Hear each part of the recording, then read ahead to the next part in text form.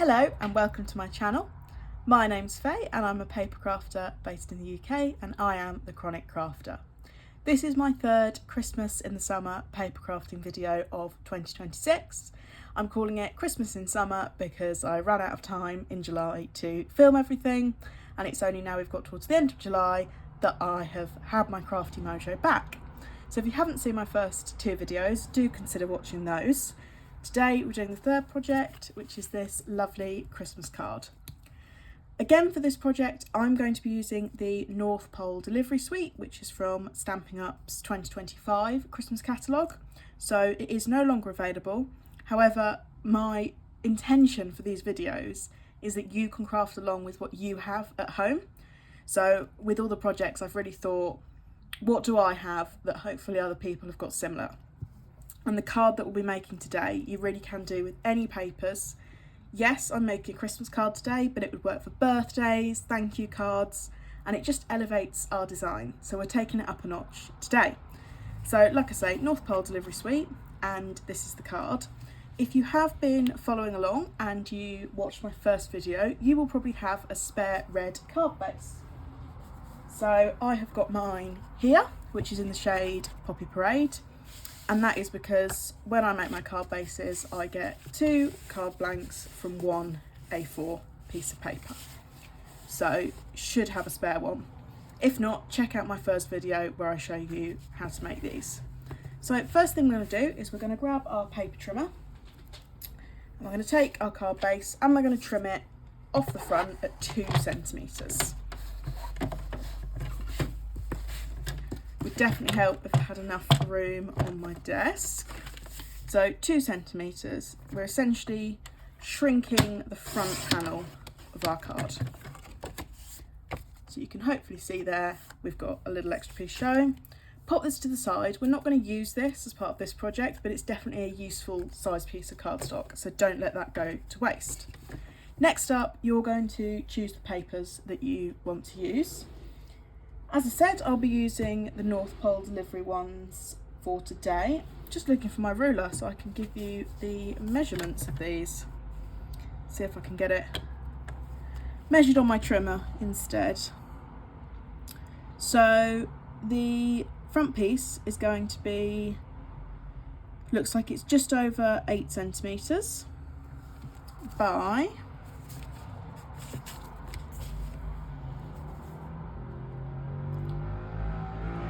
14.3 and a bit. So that's going to be 8 centimetres by 14.3 and a bit. I do apologise, I live along a main road and it's very, very warm today, which is a little bit weird for Christmas crafting, but I've got to have the window open because I'm so hot. So again, I'm going to use pieces up that I've already sort of cut down rather than cutting into a new sheet. So that's going to be the perfect size, I believe. So I'm going to start with that piece. Really wish I knew where I put my ruler, but that would probably make things a little bit too easy, wouldn't it? So what did I say? We're cutting this to 14.3 and a bit. So we're essentially taking half a centimetre off. So our card panel is 14.8 and a half tall. So we're taking half a centimetre off from the top. And then because we've already trimmed 2 centimetres off here, normally our card base would be 10 and a half across, but we've taken 2 off already. So we want to trim this down to 8 centimetres this time. And again, keep these pieces that you have cut off because you can definitely use those on other projects. So we don't let anything go to waste here. So that's going to be my front panel. We're then going to cut a white panel for the inside, and you don't need to do this, but if you are using a darker card base, I would really recommend it. So again, I'm going to trim this to 8 centimetres by 14.3 and a little bit. So same size as our front panel. And then that's going to be for the inside. And then we're going to trim this little strip for here.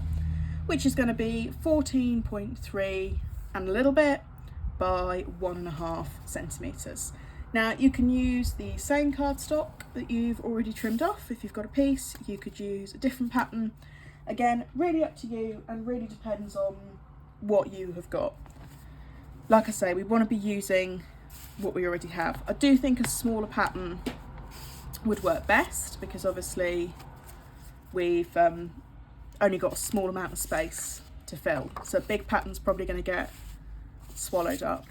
I do really like the blue dots that are in this pack, so I'm going to go with those again, and it's going to be 14.3 and a little bit by 1.5. So I might trim my 1.5 first, thinking about how I can get the most out of my paper. So I've trimmed my 1.5 and now I'm going to cut to 14.1, 2, 3 and a little bit.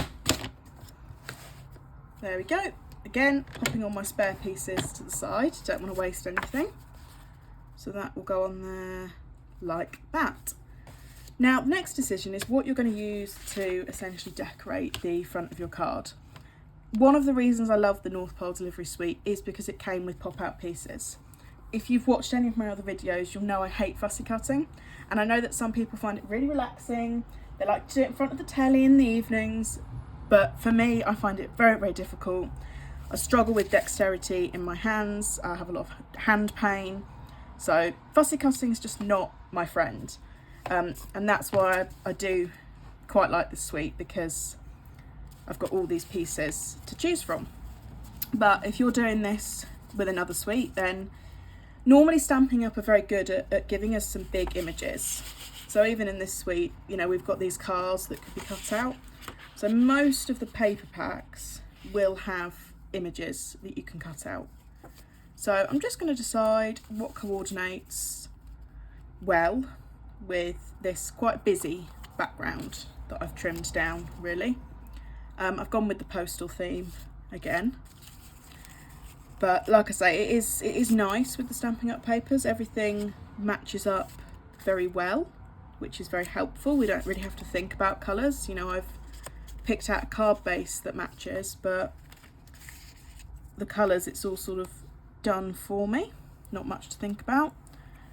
So I don't know if I want to put some animals on this one, because there's some really cute postal bears, which might be nice if he's going to post his letter. So I might go with a bear rather than a shop. And again, I'm going to go with a couple of envelopes because I quite like what I did there, popping one of those up. So we'll do that again. So just pop those off to the side. In terms of sentiment, obviously because this is a Christmas card, I want a Merry Christmas stamp. I've been using this long time no see stamp set. I absolutely love it. I bought it for the sausage dog. I used the happy birthday stamp loads and now I've completely lost it. Unfortunately, it's been missing for about 6 months, so I feel like my chances of finding it are a little bit reduced now, but I'm going to keep looking because it's not the only one that has gone missing in this room. And yeah, I was gutted when I realised it had gone because I love it. I love the font. I'm going to put my trimmer to the side because we won't need that again. So yeah, it's a shame really that I don't have the birthday one anymore. But I've got the Christmas one, so that's what we need for today. Now I'm going to use Pecan Pie ink pad for this because that matches my bear and my envelope. So we'll get some nice coordination going there. And I'm going to stamp this. Now I said we won't need our paper trimmer, but I've just literally got this piece of scrap white. This is my size scrap. Yours is probably different, and we are going to want to trim down this sentiment a little bit. So you might want to get your paper trimmer out to do that. But I'll just give that a second to dry off. They are quick drying, the Stampin' Up ink pads, but I never want to stick anything down. Trim anything down, sorry, if it's wet, and there's a risk I might smudge it. I have been using the double-sided tear and tape a lot recently. It's kind of become my go-to adhesive because I don't have any of the Tombow glue at the moment, but I am really loving this. So I'm going to use this to stick down my pieces. The only thing I would say is once it's stuck, it is stuck. So it's not like glue, you can't wiggle things around and correct yourself. So if you're not very good at sticking things exactly where you want them, then it's possibly not the right option for you. But it is very, very easy to use. So again, have it on here. I love the way that it does actually tear. A lot of double-sided tapes you need scissors for, which is annoying when you're trying to measure out a length, and well, I find it annoying. And the other thing that I love about this is the back actually comes off. Again, a lot of the tapes I've used previously, you know, constantly picking at the back to actually try and get it to peel away. Whereas once this is stuck down, the backs just peel away with very little effort. So yeah, I like it. And I've already gone through nearly a whole roll because I've been using it on most of my cards. I definitely need to get myself another roll on my next order. So again, I want to get this stuck down straight because I only have one chance at this, and for some reason my hands are very, very shaky today. Don't know if anybody else finds that sometimes. If you don't like double-sided tape, if you're not a fan of the backing pieces, you can get sort of tape rollers as well, which are very, very good, but they are a lot more expensive than a roll of tape, and they don't last as long. I don't think they're as long. Now, they are very good, and I do use them if I can't be bothered with dealing with the backing pieces sometimes. So I do have those in my crafty stash as well. And again, one of those will be going on to my next order. Stampin Up actually do two. They do the Stampin' Seal and the Stampin' Seal Plus. I believe the difference is the type of adhesive that's in there, but they both work very, very well. So try and get that stuck down evenly so we can't see. I don't want to see my white panel through the front, so I wanted to make sure it was far enough over. So in terms of our bear, I'm going to put him there, and I'm probably going to angle my letters a little bit, and I'm going to trim down my sentiment now. If you follow me on Instagram or TikTok, you will see that I did a very quick video where I made this card. But of course, because your videos have to be very short on there, I wasn't able to give any sort of tutorial of here's how I do the measurements, here's what I'm thinking about. So I thought, after I made it, I thought actually that would be a really nice one for my Christmas in Summer series. Now we're done with the paper trimmer. So bring this back over, and it's up to you which parts you want to sort of pop up and which you want to have flat on your card base. I have got some stamping dimensionals here, which I'm definitely going to use. I think I might make my bear flat. I think he can be flat. And again, I'm going to use the tape. If you tear it too long, you can just tear it again, which is absolutely fantastic. So do let me know, do you prefer tape, glue? Are you a tape roller person? Like, what are your favourite adhesives? Is there anything that I'm missing? Because I'd tried double-sided tape before, and I've only just discovered the Stampin' Up tearing tape, and now I feel like every video I do, I'm going on about how amazing it is, because it's so much better than the tapes I've used before. But, you know, is there anything that I'm missing? Is there what's your go-to adhesive out there that perhaps I've never tried? So do let me know if you're watching this thinking, she's saying this tape's amazing, but she's obviously never tried blah, because I would like to know. I'm always looking for new things to try out in my craft room. Again, the stamping dimensionals get my vote because of how easy the backs come off. I've probably tried about 5 or 6 other brands of foam pads, and then somebody said to me, oh, have you got some of the dimensionals? And I said no, because I'm fed up of dealing with foam pad backings that never come off. I've just had enough of it, really. And she said to me, no, you need to order yourself some of these dimensionals. So I was like, okay. okay, sure, I'll get some, but you know, they're all rubbish, right? And actually, again, I was really impressed. So these have definitely got my vote. And I add like a couple of packs to each of my orders. So now I've got a little bit of a hoard in my drawer. I definitely don't need any more of these. You get 3 sheets in a pack, but my goodness, I'm always going to order more, because what if they're out of stock when I place my next order, right? I'm going to put that over there, and there we go. That is our Christmas card done.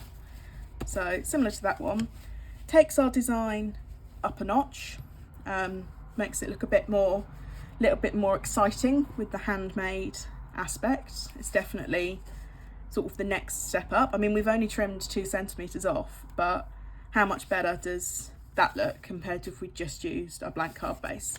And adding the white panel in the middle, on the inside, sorry, I think that really, really makes a difference. So I hope you've enjoyed watching this video. I hope you consider going back and watching my other Christmas in Summer videos. If you have enjoyed the video, of course, I'd like it if you could like it and consider subscribing to my channel. Thank you so much. Bye.